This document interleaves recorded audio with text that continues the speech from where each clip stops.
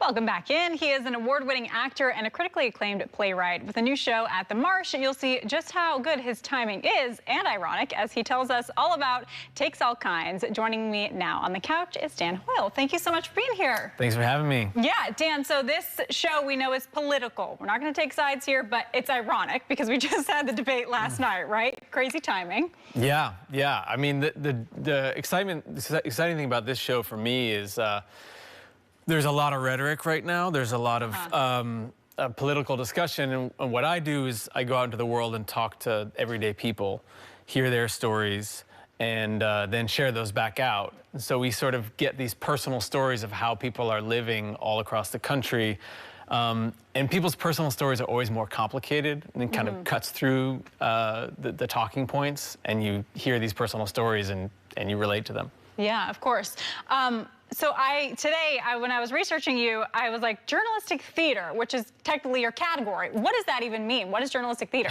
Yeah, people always ask. They're like, I Googled it, and all I found was you. Yeah. It's what I've been doing for 20 years, which is I studied both journalism and theater.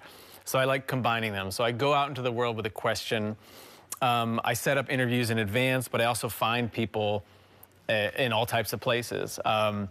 And I hear people's deep stories, I spend time with them, and then I create characters and stories based on those people, the most interesting, the best moments, and shrink it down to, I'll hang out with someone for 2 days, and you get a 7-minute monologue. Wow. So you're hearing basically people's stories, and do you find, I know a lot of people are so divided politically right now, do you find that people have a lot of similarities that maybe they don't even realize?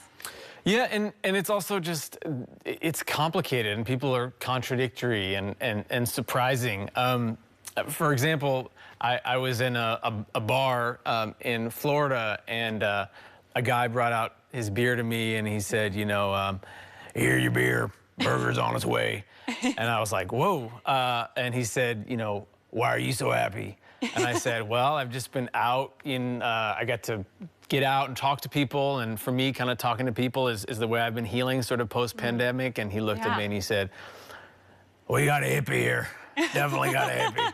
You were the hippie. I was the hippie. I love it. But then he ended up telling me this story that he was a contractor in Iraq with Blackwater and came back home and is recovering from that. And the reason why he likes to talk to people is he was wondering if I had ever served. And so I ended up having this really long, interesting connection with him. Yeah, very cool to hear people's stories. So if people come to see the show at the Marsh, what can they expect?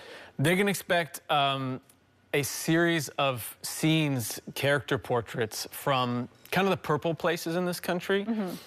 So there's a barber shop in Las Vegas where I'm actually playing 3 different characters, and they're sort of preening and poking fun at each other and also talking politics.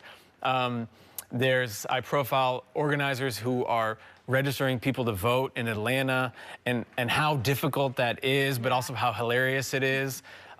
The subtitle is Stories of American Democracy.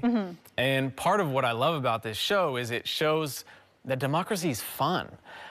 There's all these places where people are gathering and working out our conflicts and finding similarities.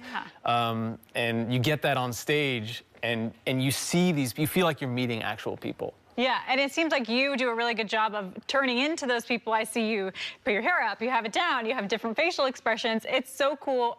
Tell us just a little bit about how you do that and how do you decide what to do there?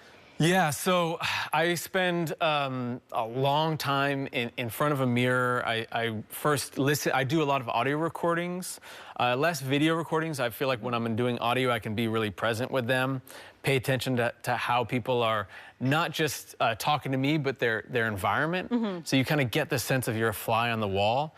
And so then I try to recreate that, and I work with several different collaborators, Aldo Billingsley, Charlie Varon, Michael Moran.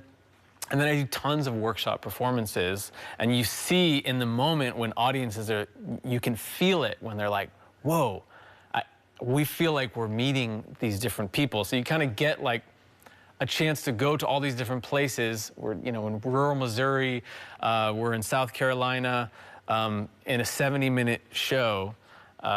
So yeah, to me, it's a pretty thrilling form of theater. Very cool. And we are excited to share this with people. So thank you so much for being here today.